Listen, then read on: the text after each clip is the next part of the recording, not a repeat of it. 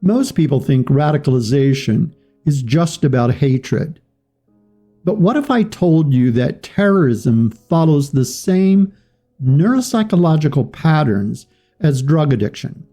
Same brain circuits, same craving for meaning, identity, and escape. Today, we dive into the surprising science behind how people become extremists and how we can help them walk away. Radicalization isn't just about ideas, it's about unmet needs, or it's often about unmet needs. Psychological, social, even evolutionary. Humans evolved to form tight tribes. That means we are wired to divide the world into us versus them.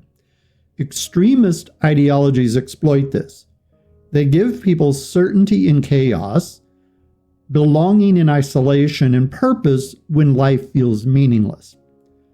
Neuropsychologically, radicalization lights up the brain's reward system, just like drugs do.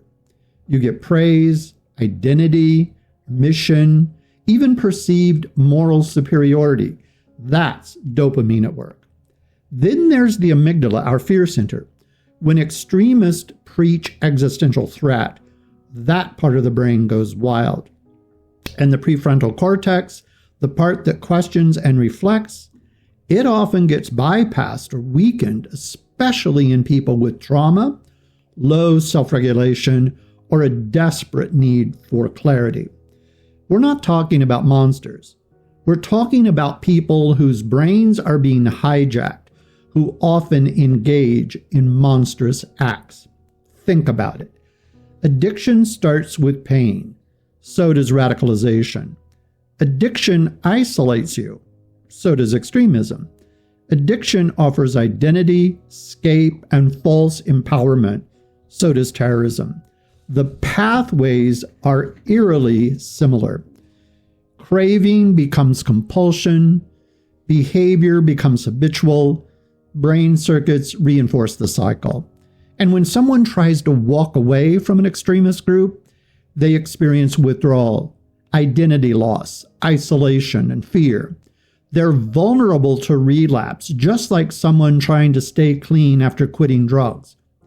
That's why de-radicalization isn't just about talking someone out of violence. It's about replacing what the ideology gave them: purpose, meaning, moral structure, status, and hope. So what actually works? We've seen success at different levels in programs that treat radicalization like addiction. Cognitive behavioral therapy to challenge distorted thinking, motivational interviewing to resolve ambivalence, mentorship and community reintegration to replace toxic networks, and then relapse prevention plans to deal with triggers. Countries like Germany, Denmark, and Singapore have experimented with this, some using mentors, others using former radicals to guide new defectors. What they've learned is simple. People don't just need to be talked out of hate. They need to be loved back into life.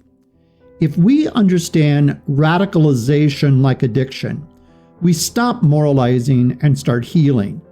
No one is born a terrorist, but everyone is born with the need to belong, to matter, to love, and be loved.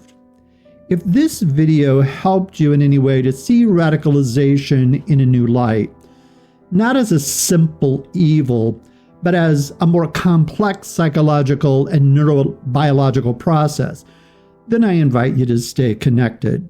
I've lectured internationally on radicalization, addiction, and behavioral change, and I've had the honor of working on a Washington, D.C. think tank alongside Muslims, Christians, and Jews to address the role of faith in both fueling and healing extremism. If you're ready to join others in thinking deeply about such subjects, hit subscribe and consider becoming a channel member. Membership gives you early access to exclusive content.